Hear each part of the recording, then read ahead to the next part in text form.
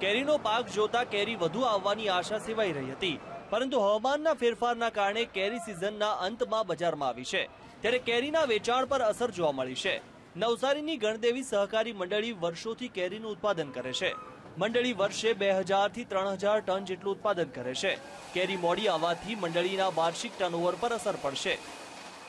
3000 ટનની અમારી કેપેસિટી છે અને અમે એ કરીએ પણ છે, પણ કેરીની સિઝન ટૂંકી હોવાથી ખૂબ ટૂંકી સિઝન 10 જ દિવસમાં કેરી ભેગી કરીને નાખવી પડે, એટલે જગાનો અભાવ, લોકોને પણ ઉતાવળ હોય, વરસાદ એક બાજુ જોર કરતો હોય, હવામાનનું ઠેકાણું નહીં હોય, એટલે 10 દિવસમાં લગભગ સિઝન પૂરી થઈ જાય। ગણદેવી સહકારી મંડળી કેરીનો રસ કાઢી વેચાણ કરે છે। મંડળી ભારતની સાથે વિદેશમાં પણ વેચાણ કરે છે।